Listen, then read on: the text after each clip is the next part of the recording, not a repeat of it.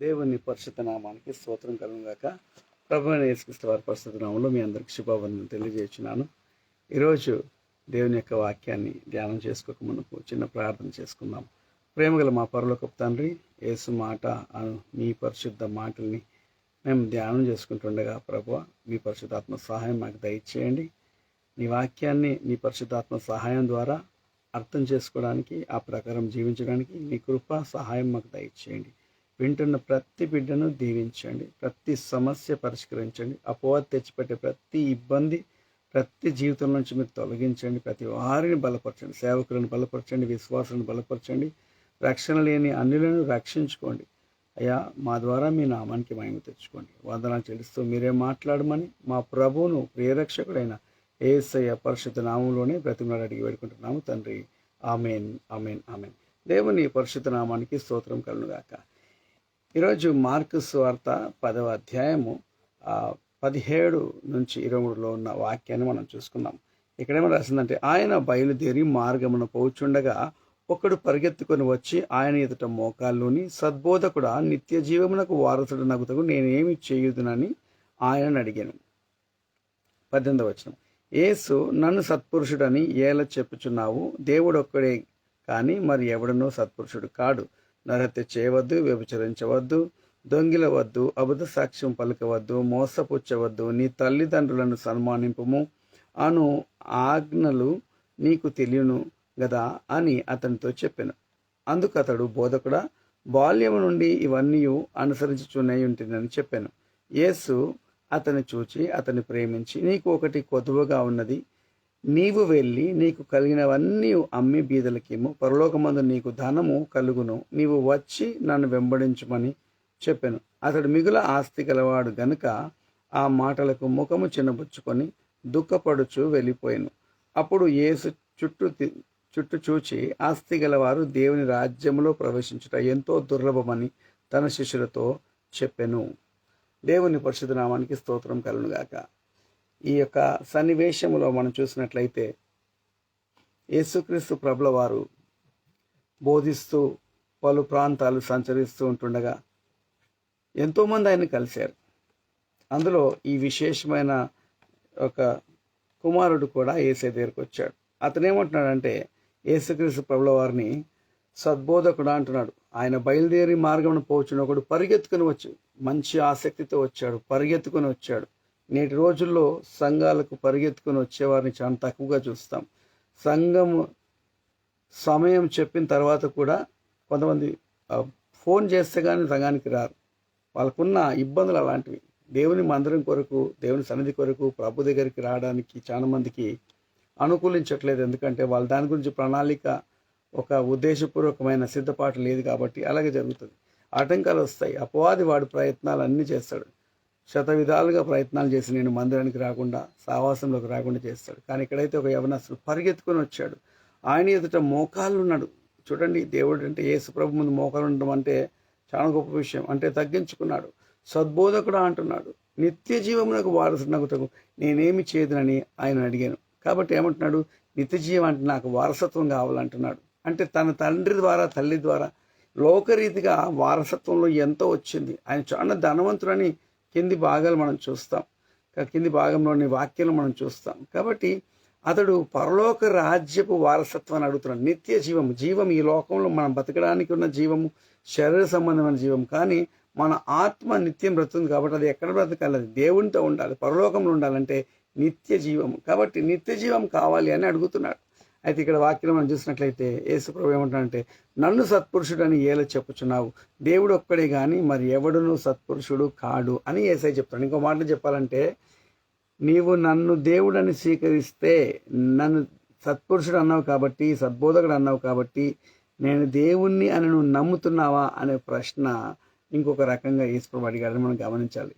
దీన్ని ఇంకొక రకంగా వక్రీకరించి ఆయన సత్పురుషుడు కాదు, దేవుడు సత్పురుషుడు అని చెప్తున్నాడని చెప్పేసి వక్రీకరించడానికి అవసరం లేదు. ఇక్కడ యేసు అంటున్నాడు, నన్ను సత్పురుషుడు అని ఎలా చెప్పుచున్నావు? దేవుడు ఒక్కడే కానీ మరి ఎవడునూ సత్పురుషుడు కాదంటే యేసే అంటున్నాడు, ఇప్పుడు నువ్వు నన్ను దేవుడని నమ్ముతున్నావా అంటున్నాడు. ఆ ఒక్క మాటకు ఆయన ఒప్పుకొని ఉంటే అతని నిత్య జీవం దక్కేది. ఎందుకంటే యేసు దేవుని కుమారుడని, యేసు దేవుడని ఎవరైతే నమ్ముతారో వాళ్ళు రక్షించబడతారని వాక్యం చెప్తుంది.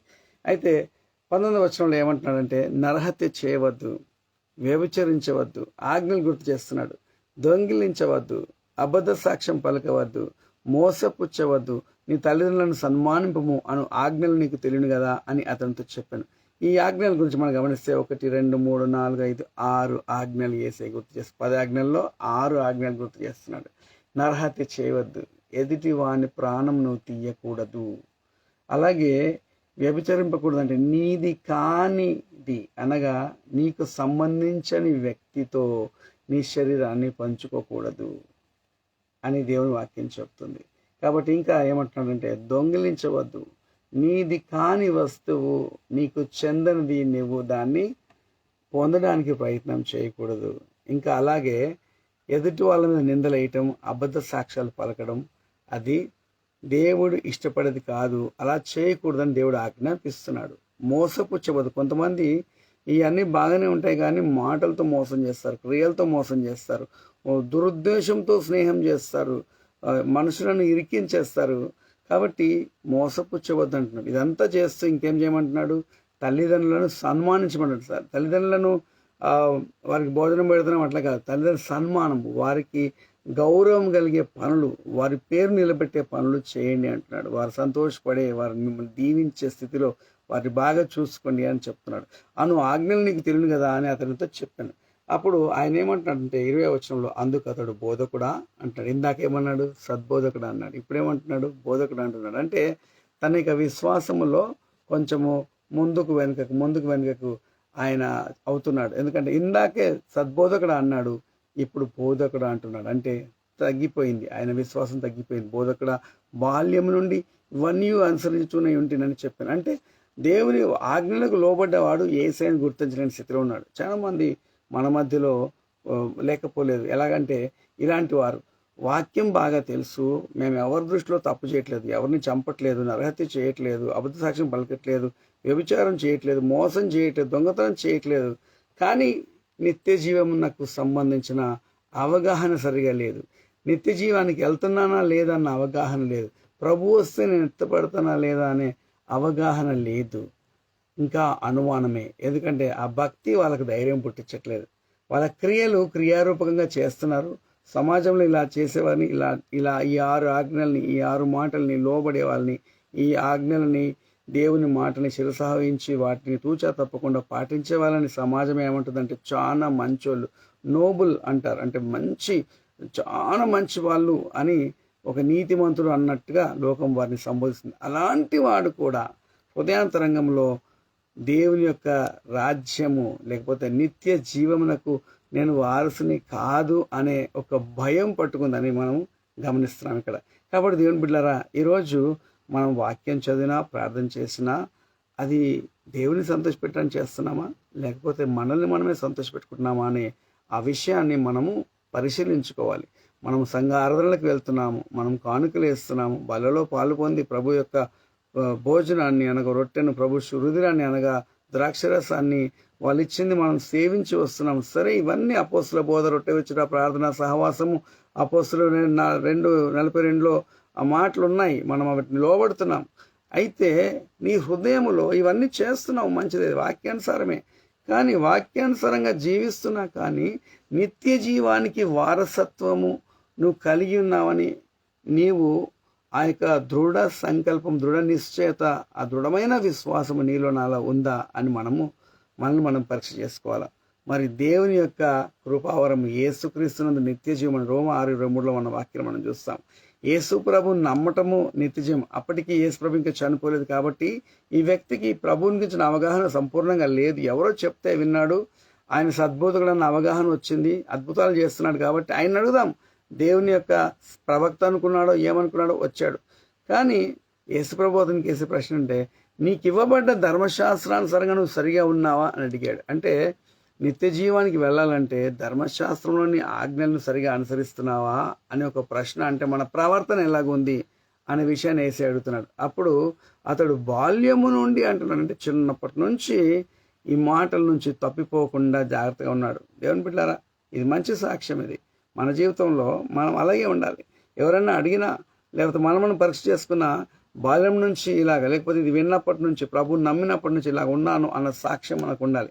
అది 21వ వచనం మనం చూద్దాం. యేసు అతను చూచి అతన్ని ప్రేమించి ఏమంటున్నాడు? యేసు అతను చూసి ఏమంటున్నాడు? అతను ప్రేమించి. మరి లూకా సువార్త 5వ అధ్యాయంలో ఆ 2 ఖాళీ దోణిల్ని యేసయ్య చూశాడు. ఇంకా యోహాను సువార్త 5వ అధ్యాయంలో ఒకడు 30 సంవత్సరాలు అక్కడ పడుంటే వాడు బహుకాలం నుంచి అక్కడ పడి ఉన్నాడని యేసు గుర్తెరిగి, యేసు గుర్తించి, యేసు చూచి. యేసయ్య ఎప్పుడు కూడా ఒక మనిషి లోనికి చూస్తాడు. యేసయ్య ఎప్పుడు కూడా ఒక పరిస్థితిలోనికి చూస్తాడు. నీ జీవితంలో కొదువగా ఏముంది, నీ జీవితంలో ఎక్కడ చీకటి ఉంది, మన జీవితాల్లో ఎక్కడ అక్కర ఉంది, అక్కడ యేసయ్య ఉంటాడు. కానా విందులో యోహాను సువార్త 2వ అధ్యాయంలో ఆ వివాహములో చక్కటి విందులో ద్రాక్షరసం అయిపోతే యేసు అక్కడ ఉన్నాడు. దేవుని బిడ్డ, నీ అవసరత ఎక్కడుందో అక్కడ యేసయ్య ఉన్నాడు అన్న విషయాన్ని నువ్వు మర్చిపోవద్దు. నువ్వు ఎంత పెద్ద సమస్యలు ఉన్నా సరే, నువ్వు యేసయ్యను నమ్మిన బిడ్డవైతే నీ ప్రక్కగా యేసయ్య ఉంటాడు. నువ్వు మొర్ర పెట్టగానే నీకు జవాబిస్తాడు. నువ్వు మొర్ర పెట్టినప్పుడు జవాబు ఇవ్వాలని అది ఒక పరలోక నియమం కాబట్టి ఆయనకు తెలుసు కదా, ఆయన ఇవ్వచ్చు కదా. అలా కాదు, ఆయన ఒక అధికారి, ఆయన ప్రభుత్వం కలిగి ఉన్నాడు. ఏ ప్రభుత్వంలోనైనా మనం అడిగినప్పుడు, అర్జీ పెట్టుకున్నప్పుడు ప్రభుత్వం దాన్ని సమ్మతించినప్పుడే మనకు కావాల్సిన వనరులు మనకు వస్తాయి, నిధులు వస్తాయి, అలాగే ఆ పథకాలు మనకు వస్తాయి. మరి అదే రీతిగా దేవునికి మనము ప్రార్థించాలి. నాకు మొర్ర పెట్టుము, నేను నీకు ఉత్తరం ఇచ్చదు, నీకు తెలియని గూఢమైన సంగతులు నీకు తెలియజేస్తానని దేవుడు అంటున్నాడు. కాబట్టి యేసు అతన్ని చూశాడు, అతన్ని ప్రేమించాడు. అతన్ని చూసినప్పుడు అతని హృదయంలో ఒక లోటు కనిపిస్తుంది, ఒక శూన్యత కనిపిస్తుంది. నిరాకారంగా శూన్యంగా ఉన్న భూమిని దేవుడు తన వెలుగును పంపి అక్కడ అద్భుతమైన ప్రపంచాన్ని సృష్టించాడు ఆ రోజుల్లో. అలాగే దేవుని బిడ్డ, నీ జీవితంలో, నా జీవితంలో కూడా ఎక్కడైనా వెలితిగా ఉంటే, ఎక్కడైనా చీకటిగా ఉంటే, ఎక్కడైనా కొదువుగా ఉంటే యేసయ్య అది చూడగలడు. నువ్వు అనుకుంటుండవచ్చు, ఎవరు చూస్తారు నా సమస్య, నా కన్నీరు ఎవరు తుడుస్తారు, నా బాధ ఎవరు అర్థం చేసుకుంటారు నువ్వు అనుకుంటావు. మనుషులను ఇరికించేస్తారు, లేకపోతే నా మీద నిందలు వచ్చేసాయి, నా కుటుంబంలో జరిగింది ఏంటి మరి అని నువ్వు ఒక భర్త కావచ్చు, ఒక భార్య కావచ్చు, ఒక ఇంట్లో బిడ్డ కావచ్చు, ఒక వృద్ధురాలు కావచ్చు, వృద్ధుని కావచ్చు, నువ్వు ఒక సేవకురాలు కావచ్చు. దేవుని బిడ్డ, నువ్వు ఎవరైనా సరే నీ జీవితంలో సమస్యను ఆయన చూడగలడు, చూస్తున్నాడు. ఈరోజు నీ వాక్యాన్ని వింటున్నావంటే ఆయన నీ హృదయంలోనికి చూస్తున్నాడు. నీ కొదువ ఆయనకు తెలుసు, నీ శూన్యత ఆయనకు తెలుసు, నీ నిస్సహాయత ఆయనకు తెలుసు, నీ యొక్క ప్రతి బలహీనతను ఎరిగినవాడు మన ప్రభువు యేసయ్య అని నేను చెప్పగలను. అతని ప్రేమించి ఒకటి కొదువుగా ఉన్నది. లోకరీతిగా ఆస్తి ఉంది, అంత ఉంది, కానీ నిత్య జీవానికి పోవడానికి ఏదో ఒకటి కొదువుగా ఉంది అని చెప్తున్నాడు. నీవు వెళ్ళి నీ కలిగినవన్నీ అమ్మి బీదలకి ఇమ్ము, పరలోకమందు నీకు ధనము కలుగును, నీవు వచ్చి నన్ను వెంబడించుమని యేసయ్య చెప్పాడు. కొదువుగా ఉందనే మాటలో కొన్ని మాటలు మనం త్వరగా చూసుకుందాం. దానియేలు గ్రంథంలో 25వ అధ్యాయం 24 నుంచి 24 చూస్తే అక్కడ బెల్షజర్ అనే రాజు, నెబుకద్నెజర్ కుమారుడు, తన తండ్రి విషయంలో దేవుడు కోపపడి అతడు గర్వించినందుకు దేవుడు చెప్పాడు కూడా అతనికి. ఏమనంటే, నువ్వు జాగ్రత్త సుమి, నువ్వు దేవుని గణపరచాలా, గర్వపడద్దు. నువ్వు గర్వపడితే దేవుడు నిన్ను అడవిగాడిలాగా గెంటేస్తాడు అని చెప్పేసి దానియేలు 4వ అధ్యాయంలో అతను గద్దించాడు. ఇవన్నీ చెప్తే సంవత్సరం పాటు బాగానే ఉన్నాడు. తర్వాత గర్వం వచ్చింది. ఆయన రాజనగర్లో పైన అంతస్తులో నడుస్తూ, ఇది నా బాహుబలము చేత నేను నా కొరకు కట్టించుకున్న నగరము కాదా అని తనను తానే మనసులో అనుకుంటుంటే పరలోకం నుంచి ఆకాశం స్వరం, ఓ రాజా, నెబుకద్నెజర్ రాజా, నీవు గర్వపడ్డావు కాబట్టి నీ రాజ్యం నీ నుంచి తొలగించబడింది అని చెప్పేసి దేవుడు నీ స్థలంలో నుంచి నేను గెంటేస్తున్నాను. అడవిగాడిదలాగా 7 కాలాల పాటు నువ్వు మర్చిపోబడతావు, నీ ప్రజలు నిన్ను గెంటేస్తారు, నేను ఎవరు గుర్తించరు, ఒక గాడిదలాగా అయిపోతావు నువ్వు అని దేవుడు ఆ విధంగా నెబుకద్నెజరుకు గడ్డి తినిపించాడు. దేవుని బిడ్డలారా గమనించండి, నెబుకద్నెజరు తర్వాత ఆ సమయం అయిపోయిన తర్వాత తాను యెహోవా దేవుణ్ణి స్తుతించాడు, గణపరిచాడు, ఆరాధించాడు. వెంటనే తన తేజస్సు రెండింతలు ఆయనకు కలిగింది. తన ఏలికలు, తన కిందుండే ప్రజలందరూ, రాజులందరూ, తన కిందుండే ప్రధానులు వచ్చి వెతికి పట్టుకొని మళ్ళీ ఆయన్ని సింహాసనం కూర్చోబెట్టి పట్టాభిషేకం చేశారు. ఆయన మరి నెబుకద్నెజరు రాజు వీరనామా రాసేటప్పుడు, మన దేవుడు రాజులకు రాజు, ప్రభులకు ప్రభు అని చెప్తూ, ఆయనకు మంత్రులు ఎవరు లేరు, నువ్వేమి చేసినావు అని ఆయన చేయి పట్టి అడిగేవారు ఎవరు లేరని అతను యెహోవా దేవుని ఆరాధించి రక్షించబడి ఆయన మరి ఈ తనువు చాలించినట్టుగా మనం చూస్తున్నాం. ఈ సంగతి అంతా తెలిసిన తర్వాత కూడా తన కుమారుడు, తన తండ్రి యెరూషలేము నుంచి తెచ్చిన పరిశుద్ధ మందిరపు ఆ ఆలయ కార్యక్రమం యొక్క ప్రతిష్ఠితమైన పాత్రలను తెచ్చి రాజబొక్కసంలో నుంచి వాటిని తెచ్చి తాను విందు చేసి తాగిన మైకంలో ఆ విందులో అవి తెప్పించుకొని దేవుడికి, యెహోవా దేవుడికి వాడబడే పరిశుద్ధ పాత్రని తెచ్చుకొని తాను అందులో మద్యం పోసుకొని తాగుతున్నాడు. పరలోకం నుంచి ఒక చెయ్యి వచ్చింది, ఒక అరచెయ్యి వచ్చి తన ఎదురుగా ఉన్న గోడ మీద రాస్తుంది. ఆ రాత గారడి గల వారికి, మరి ఆ మంత్రగాన్లకు, శకునగాన్లకు ఎవరికి కూడా అర్థం కాని భాష అది. ఆ సమయంలో దేవుని బిడ్డ అక్కడ వాక్యం మనం చూస్తున్నాం. అతడు దానియేలును పిలువనంపించాల్సి వచ్చింది. రాణి గుర్తు చేసింది, నీ తండ్రి కాలంలో దేవుని ఆత్మ గలవాడు అక్కడ ఉన్నాడు, ఆయన ఎందుకు పిలిపించరు, ఆయన పిలిపించు, ఆయన అన్ని చెప్తాడు అన్నప్పుడు దానియేలు వచ్చి దాని యొక్క భావాన్ని చెప్తున్నాడు. 24, 25, 26 వచనాల్లో దానియేలు 5వ అధ్యాయంలో, ఓ బెల్షెదరు, మీ నాన్నకి జరిగింది కదా, ఎంత నీకు తెలుసు కదా, నువ్వెందుకు ఆ దేవుని మర్చిపోయావు? ఆయనను అవమానపరచడానికి, ఆయనను బాధ పెట్టడానికి ఆయన పరిశుద్ధ పాత్రలను తీసుకొచ్చి నీవుగా గొప్ప చేసుకున్నావు. ఇదిగో దేవుడు అంటున్నాడు, ఆ రాత ఏంటంటే మెనే మెనే టికేల్ ఉపార్సిన్, అనగా ఓ రాజా, నువ్వు తూకము వేయగా, దేవుడు నిన్ను తూకం వేయగా నువ్వు తక్కువగా కనబడితివి, నీకు ఒకటి కొదువగా ఉన్నది, నువ్వు తక్కువగా కనబడితివి గనుక నీవు ఈ రాజ్యమును కలిగి రాజుగా కొనసాగింపబడడానికి నీవు లోపము కలిగి ఉన్నావు. కాబట్టి నువ్వు అర్హుడవు కాదు, నీ అర్హతను కోల్పోయావు. కాబట్టి నీ చేతిలో నుంచి రాజ్యము ఇంకా దర్యావేష్ అనే మాదీయుడు వస్తాడు, అతని చేతికి ఇవ్వబడుతుంది. ఈ రాత్రే నీకు ఆఖరి రాత్రి అని దానియేలు చెప్పాడు. కొదువగా ఉంటే అలా ఉంటుంది. దేవుడు మనల్ని లెక్కిస్తే, ఆయన తప్పు కనుక ఎంచడం మొదలు పెడితే ఎవ్వడు కూడా ఆయన ముందు నీతిమంతుడుగా ఎంచబడజాలడు. అందుకని ఈ కొదువగా ఉన్న సంగతి యేసయ్య ఇక్కడ చూపిస్తున్నాడు. ఆయన మొత్తం హృదయంలోకి తొంగి చూస్తే అంతా బాగానే ఉంది, కానీ హృదయం నిండా ధనం ఉంది. తన మనసు అంతా ధనం పైన. మీ ధనం ఎక్కడ ఉంటుందో మీ మనసు ఎక్కడ ఉంటుంది. కాబట్టి ఈ ధనాన్ని నువ్వు ఏం చేయాలా? పేదలకు ఇస్తే ఈ ధనము నీ పరలోకంలో నీ కొరకు అక్కడ ఉంచబడుతుంది. కాబట్టి నీ మనసు పరలోకం మీదకి వస్తుంటే ఉద్దేశం ఏంటంటే, తన మనసంతా ధనం మీద పెట్టుకున్నాడు. కాబట్టి యేసయ్య అంటున్నాడు, ఈ ధనాన్ని పేదలకు ఇచ్చేస్తే దేవునికి మేలు చేస్తున్న నిశ్చిత నీకు వస్తుంది. అప్పుడు నీ ధనము పరలోకంలో పెరుగుతుంది. అక్కడ నాకు చిమ్మటలు అలాంటివి ఏం పాడు చేయవు, దొంగలు కన్నం వేరు. కాబట్టి నువ్వు నీ ధనం అక్కడ దాచిపెట్టుకుంటే, నీ మనసు అక్కడ ఉంటే అప్పుడు నువ్వేమవుతావు? నీ ఆజ్ఞలు పాటిస్తున్నావు కాబట్టి నీ మనసు నిత్య జీవం మీద ఉంటుంది. అప్పుడు నీవు ఆ మనసు అక్కడ ఉన్నందుకు నువ్వు అక్కడికి చేరుకుంటావని యేసు ప్రభువు అతనికి చక్కగా చెప్తున్నాడు. దేవుని బిడ్డలారా, మన మనసు ఎక్కడుంది? మనం ప్రశ్న వేసుకుందాం. మనం కట్టుకున్న మంచి ఇంట్ల మీద ఉందా? దేవుడి స్తోత్రం, దేవుడు ఇల్లు ఇచ్చాడు. ఇల్లు లేని వారికి అందరికీ యేసు నామములో చక్కటి ఇల్లు దేవుడు ఇచ్చును గాక. ఉద్యోగం ఇచ్చాడు, ఉద్యోగాన్ని బట్టి మురుస్తున్నావా? ఉద్యోగం లేని అందరికీ యేసు నామములో చక్కటి ఉద్యోగాలు దేవుడు కలుగజేయను గాక. నీకు బాగా ధనం ఉందని మురిసిపోతున్నావా? ధనం లేని వారికి అందరికీ అవసరం ఉన్న ధనం యేసు నామములో ఆర్థిక వనరులు దయచేయను గాక. దేవుని బిడ్డ, అందంగా ఉన్నామని మురిసిపోతున్నామా? దేవుని బిడ్డ, మనకున్న స్తోమతను తాహతను బట్టి మురిసిపోతున్నామా? మనం పరీక్ష చేసుకుందాం. ఇక్కడ ఆ యొక్క ధనవంతుడు యేసు ప్రభు దగ్గరికి పరిగెత్తుకొని వచ్చాడు, ఆజ్ఞను అనుసరిస్తున్నాడు. బాగా గమనించండి, ధనము కలిగి ఉండి కూడా ఆజ్ఞను అనుసరిస్తూ ఎవరి జోలికి వెళ్ళకుండా తన సంపద తాను కలిగి ఉండి నెమ్మదిగానే ఉన్నాడు. సంతుష్టికరమైన దైవభక్తి గొప్ప లాభసాటిదాయకం అని వాక్యం చెప్తుంది. ఆ స్థితిలో ఉన్నాడు, కానీ నిత్య జీవం యొక్క నిశ్చయత అతనికి లేదు. దేవుని బిడ్డ, ఈరోజు అందరం ప్రశ్న వేసుకున్నాం. మనం పరిచయం చేస్తున్న సేవకులం కావచ్చు, పాస్టర్లు కావచ్చు, సువార్థికులు కావచ్చు, ప్రవక్తలు కావచ్చు, అపోస్తలులు కావచ్చు, కాపరులు కావచ్చు, లేకపోతే ఉపదేశకులు కావచ్చు, మనం ఎవరమైనా సరే విశ్వాసం కావచ్చు, మన దృశ్యతను మనం చేపట్టింది సరిగా పట్టుకున్నామా లేదా అని మనం ప్రశ్న వేసుకోవాలి. ఇక్కడ వాక్యం చూసినట్లయితే దావీదు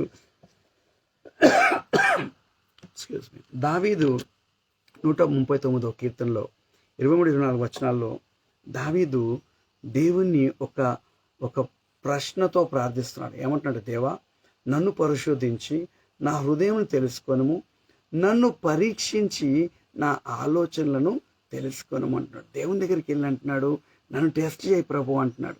ఈ సంగతులు జరిగిన తర్వాత దేవుడు అబ్రహామును పరిశోధించనంటాము.